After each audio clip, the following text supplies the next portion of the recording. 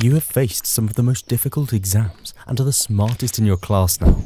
You have so much confidence for the next exam tomorrow, but your overly annoying competitive classmate knows your weakness. You cannot convert fractions into decimal numbers. You hate doing this conversion, and it's already too late to catch up. Your enthusiasm is now ruined, and your life will become a mess. But don't worry. We are here to show you how to do it easily so you can regain your confidence. Let us start the conversion of fractions into decimal numbers. Fractions can be converted to decimals by using several methods. Let's jump to the first method, that is the reverse of the thumb rule in decimal numbers. This is only applicable for the fractions whose denominator is the power of 10. You can revisit the video about decimal numbers to refresh your memory. Here is the thumb rule. The decimal point is placed at a specific position exactly to the right of the unit position of the whole number. Once you remove the decimal, the number will be divided by powers of 10, equal to the number of spaces after the decimal point, counting from the left. To convert a fraction to a decimal number, we have to use the thumb rule reversely. Suppose that we want to put 3/10 as a decimal. This fraction has one zero in the denominator, so the index of 10 is 1. As we divide by 10 to the power of 1, we put the decimal point after one space from the right. Thus, the answer is 0.3. If the denominator is not in the base of 10, we can use the second method. We have to change the fraction into its equivalent fraction whose denominator is in the power of 10, such as 10, 100, 1000, and so on.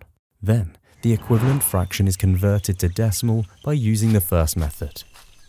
So, what is 1/2 as a decimal? We have two steps here. First, finding an equivalent fraction. 5/10 is one of the equivalent fractions for 1/2. After that, we can convert 5/10 using the reverse rule of decimal number as previously explained, which gives the result 0.5. The other way is by using the long division method.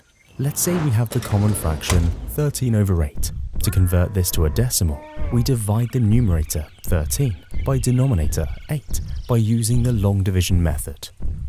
At first, we divide 13 by 8 and we get 1, because the multiplication of 1 by 8 is 8, which makes almost 13. Next step is to find the difference between 13 and 8 that comes out as 5. Now, as 5 is the remainder and is less than 8, to continue the long division process, we have to introduce a 0 to 5 that adds a decimal point in the quotient value. After introducing the 0, we will continue dividing the remainder by the denominator until the remainder is 0. Here, we have completely divided 13 by 8 until we obtain 0 as the remainder, so the fraction has now been converted into a decimal number that is 1.625. Now, let's throw a problem at you to test your decimal muscle. Follow the process and convert 9/4 into a decimal number by the long division method. Pause the video and solve the problem. Resume the video once you have solved it to check the answer on the screen. The answer is 2.25. Aced it? Yeah. Congratulations.